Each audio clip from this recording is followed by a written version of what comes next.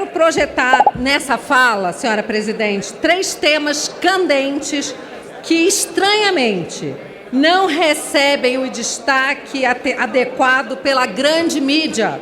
Sabemos, senhora presidente, que canais multimídia de concessão pública têm relevante função social na informação dos fatos. No entanto, parece-nos que estamos diante de matérias envoltas em perversa cumplicidade do que poderíamos chamar até mesmo de um silêncio criminoso por parte da grande mídia, em especial em relação ao primeiro dos temas que passaremos a relatar.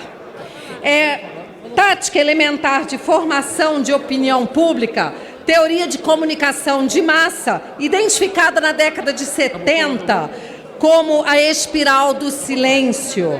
Essa teoria explica que a mídia silencia o público através de mecanismos como acumulação, que é o excesso de exposição de determinados temas na mídia, por consonância, que é a semelhança entre as notícias produzidas e veiculadas, e pela ubiquidade, que é a presença da mídia em todos os lugares.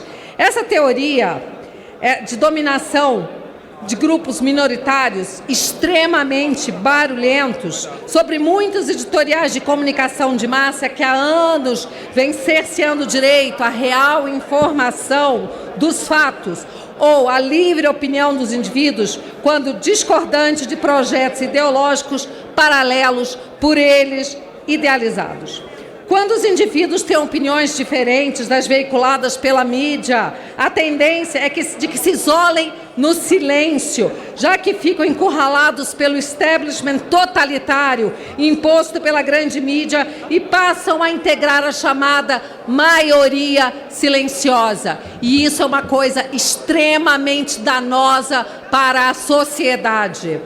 Todos esses fatos, senhora presidente, têm absoluta relevância social por envolverem crimes bárbaros e horripilantes, a omissão ou a limitação de notícia precisa, mistificação e vitimização de responsáveis por crimes tipificados em lei, mas que são relativizados pela grande mídia. Daí a nossa presença nessa tribuna para levar à sociedade brasileira o real destaque que esses fatos merecem. Inicialmente, registramos nossa profunda compaixão pelo menino Juan Michael, de apenas 9 anos de idade, e a extrema indignação pelo crime hediondo contra ele perpetrado, assassinado que foi com 12 facadas, decapitado, esquartejado ainda vivo, pela própria mãe e sua companheira em Samambaia, aqui mesmo, no Distrito Federal. Ainda consta, senhora presidente, que a mãe já havia castrado o próprio filho em tenra idade para livrá-lo, e abro aspas, da vergonha de ser homem, fecho aspas. Segundo o jornalista Felipe Moura Brasil, abro aspas, na imprensa de um modo em geral, gays só morrem, nunca matam, fecho aspas. Mas apenas periódicos locais deram atenção a uma notícia tão, como direi, horripilante, hedionda, reveladora de uma doença que se espalha pela sociedade globalista.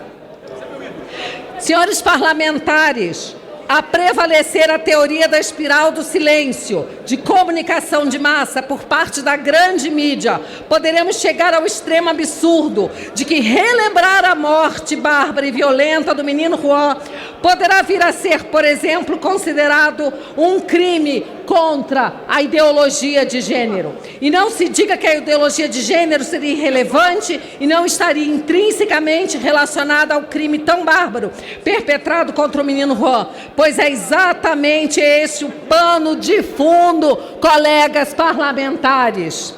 A pervertida e constante tentativa de reengenharia social nega a verdade, cerceia a liberdade de expressão, clama por mais direitos permissivos para grupos como LGBT, muito além dos atribuídos a demais cidadãos, promove a alienação de criaturas em relação à lei da natureza e à própria realidade social, apregou a defesa da diversidade, porém, promove o ódio contra os que não se subjugam à sua cartilha intolerante e permanentemente ataca e procura destruir os valores das famílias. Com todo respeito às escolhas diversas de cada indivíduo sobre todos os aspectos de sua vida pessoal, pode-se perceber que os excessos de alguns grupos de ativismo LGBT acabam por transformar muitos jovens e adultos em verdadeiros zumbis sociais e os incapacita para a integração salutar em sociedade, de forma equilibrada e produtiva,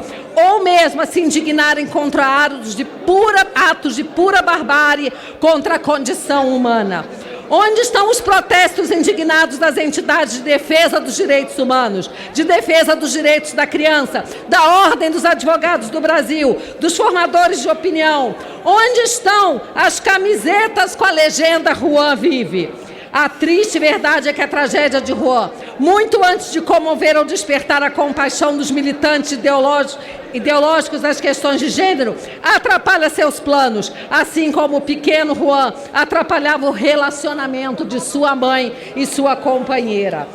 A falar sobre tudo isso, quero dizer também que essa espiral do silêncio, ela também ataca outro tema de suma importância, como quem mandou matar presidente Bolsonaro quando candidato. Esse assunto, Adélio, é considerado como que louco, insano, e, no entanto, reuniu qualidades, condições mentais para que pudesse praticar tiro num clube de tiro organizado.